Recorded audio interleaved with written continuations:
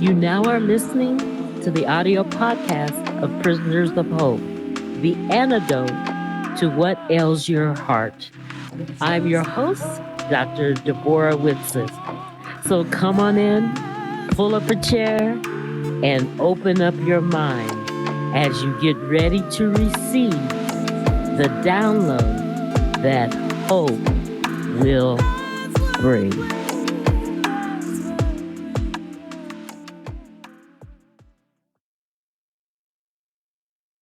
Well, hey, it is Dr. D, and it is an awesome, great day. Today, we're going to visit the concept of a pathway. And in the Bible, there are 100 passages that talk about pathways. And so, since we need help, I know I need help to stay on that pathway. God knows this, so He sends allies, people, things, places, breezes, flowers to help us. What if you knew next Tuesday is your last day on earth? Well, like what is it about Tuesday, Deborah? Let's pick a day. Insert your day. Suppose you knew that was your last day. Would you be living differently? Would you want to make sure that your time that you have, your limited time, you know, we're limited creatures, limited time, limited capacity. Because even the Bible says, I know that you are dust. I think the King James Version says, I know it that you are thieth dust. Like a breeze that was here today and gone tomorrow. So wonder if you knew what day was your last day.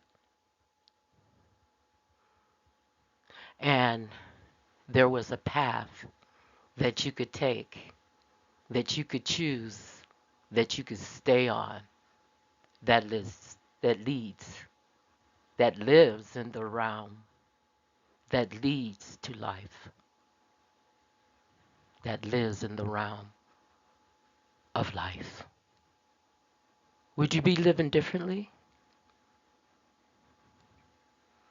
The Bible says there are two pathways. One lives to life, the other to death. I beg you, choose the path of life. So today we're going to explore pathway allies, the help that God sends us to stay on the correct path. In the Bible, there are over 100 verses on pathways. I'm not going to share them with you, all of them. I just want to look at three of them in particular. The first one comes from Psalms 66, Psalms 9. It says that He preserves our lives and keeps our feet from slipping. He preserves our life and keeps our feet from slipping. Slipping where? Off the path. In Job, I used to call that Job. In Job 23:11, he says that my feet have closely followed his steps. I have kept his way without turning aside. So that suggests that there's a pathway that one woman must keep to life. And the book of wisdom, Proverbs 3:6 says, in all of your ways, you submit to him. Now, notice this is a condition. You have the right not to. You have the right to completely fudge up your life. I don't want to say the other word, but you know what I'm talking about. You have the right. So, in all your ways, if you submit to him, he will make your path straight. So, welcome to the Pathway series. where we look at our lives that God sends to us to help us stay. Because Lord knows we're going to mess up without the help. I'm going to mess up without the help. We all need the help. Sometimes the most powerful prayer, the most powerful way you can pray is on your knees and ask help. That's more powerful than all of the piety that we use, the words we use. You know how people change their voice when they pray? Oh, thy art thou. I mean, come on, stop it. Just talk to God. So, we're going to talk about or look at closely what that pathway is. What is the nature of that pathway? We look at Matthew 5:13. And so we're looking at how we live our life, basically. That's a pathway. And what we've decided to do with the limited time, since we've already established that our time is finite here on earth. So our path is how we live and what we decide to do with the time that God has granted us. Matthew 5:13 talks about the nature of the pathway. It says, enter through the narrow gates. So the pathway is narrow. And it explains that wide is the other pathway. You know, when you slip off or when you choose to fudge your life, it says, for wide is the gate. And here's a warning. And broad is the road that leads to destruction. Did you hear me? It's very broad, leads to destruction. And many people will enter through it. Now, notice it tells you, for example, that the correct path is narrow. It says the one that isn't is very broad. And it's very enticing because many, not may, but will enter through it. So watch what you follow, who you follow. This reminds me when I used to live in Germany, my father used to do something that was really kind of sick because it would snow real bad and he would go on the autobahn and then slow up, of course, because it was snowing real bad. And you just learn to follow the person in front of you because they have a clearer path than you, okay? And he would go off the off the off of the autobahn and back down onto the autobahn and all this row of traffic would be following him and he would look at me and he said, watch who you follow. I think that was a lesson. Now, there is, however, you've been warned, there is a promise. There's a promise. And it says that He will not allow your feet to slip. If you're following Him in Psalms 22, 121:3, He says He will not allow your feet to slip. He will keep you from the slumber. He will not allow your feet to slip. So, for he who keeps you does not slumber. Now, interesting. At first, I said, you will not slumber. That's not what the passage says. That's how we misread things.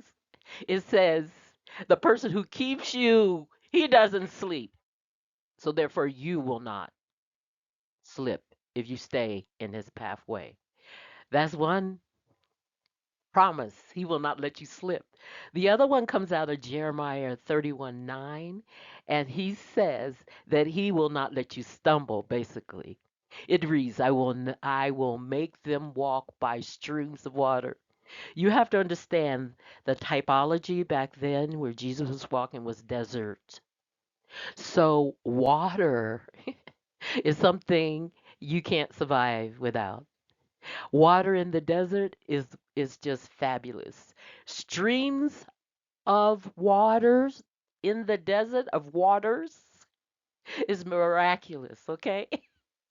And the rest of it says on a straight path that which they will not stumble. So Jeremiah promises that you won't stumble. In the psalm, the psalmist's promise is that you won't slip, okay? There is a promise, but the pathway is very narrow.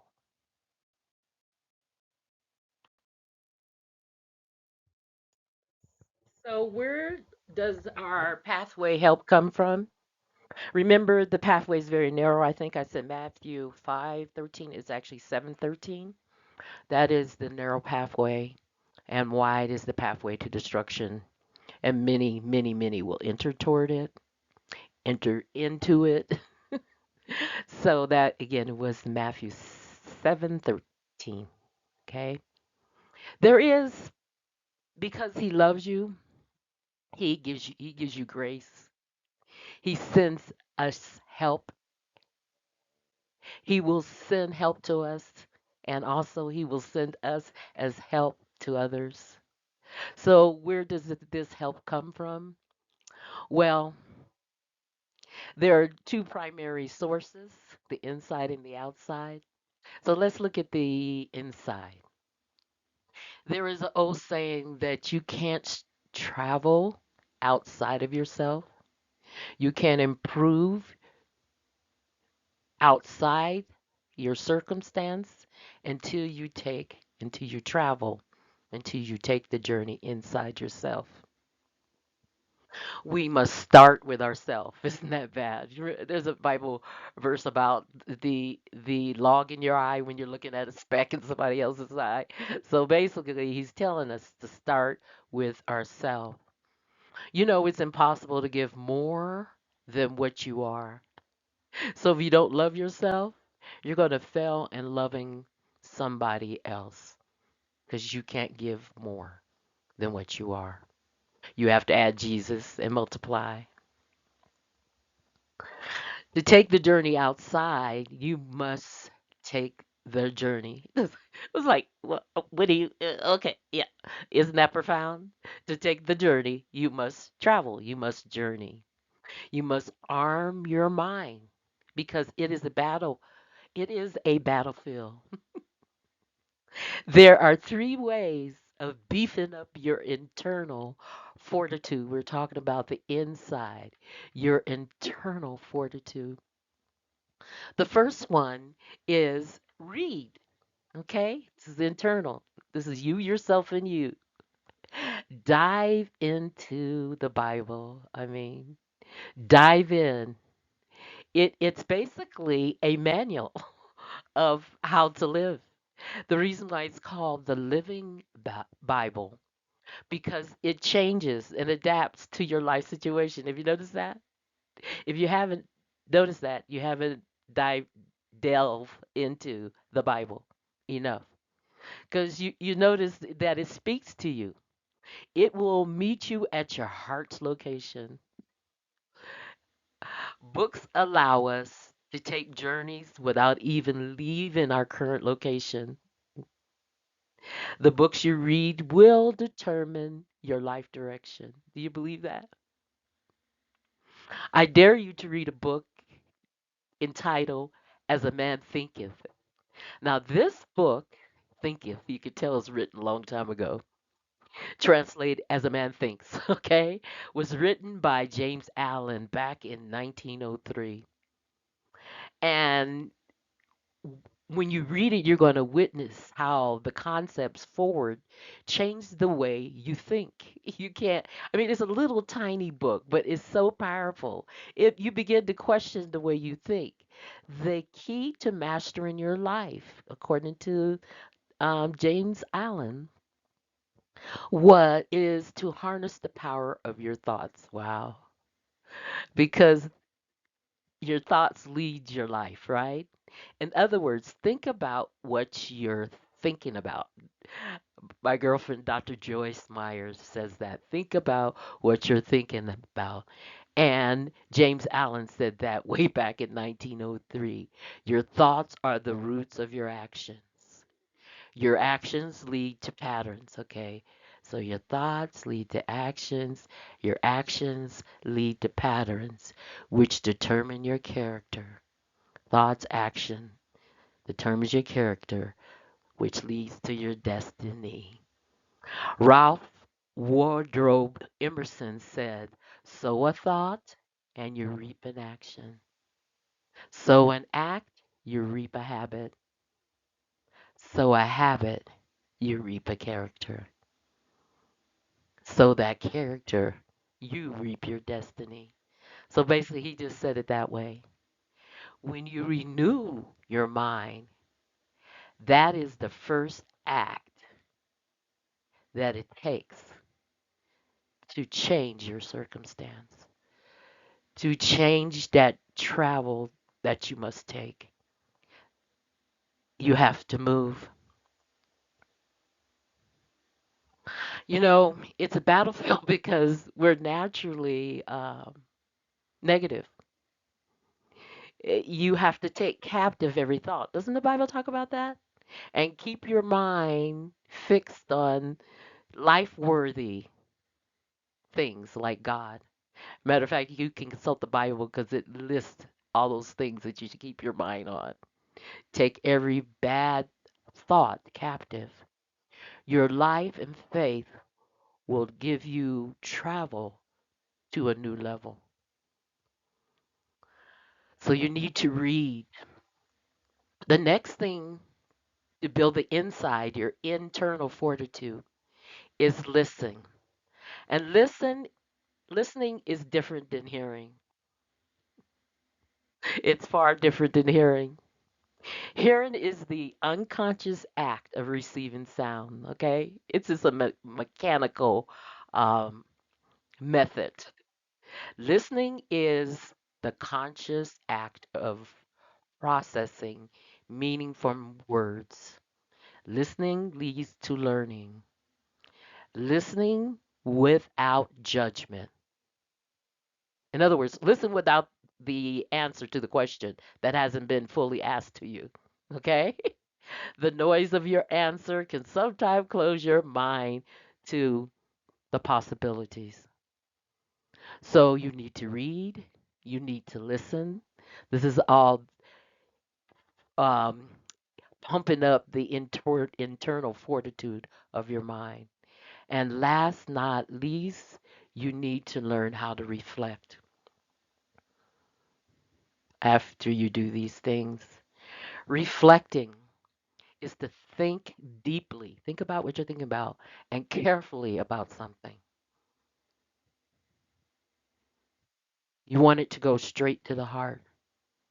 From your logical thoughts, your brain processing, to your heart. You want your knowledge to go from your head to your heart. Reflecting means is thinking about what you've learned and how it relates to your life situation. So you need to read. Remember, it's a battlefield and we're building our army, our mind. You need to listen, actually hear what people are saying to you, and you need to reflect. And this is the inside of the apparatus, okay?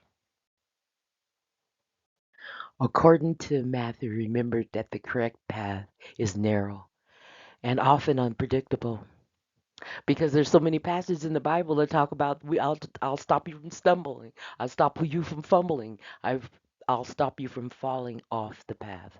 So it's an unpredictable path. You need help. You need an ally to come aside of you and help you move through your life. In part two of Pathway Allies, we will dive a little deeper. We will look at the outside sources. We just looked at inside sources that could facilitate you walking the narrow path. The operative word in that sentence is could, because remember, Matthew warns the path of destruction is wide and many will go there. So until next time, God bless. My hope is that this journey has been fruitful and you're able to take it and apply it to your life. Until next time, tune in again for the Prisoners of Hope podcast. God bless.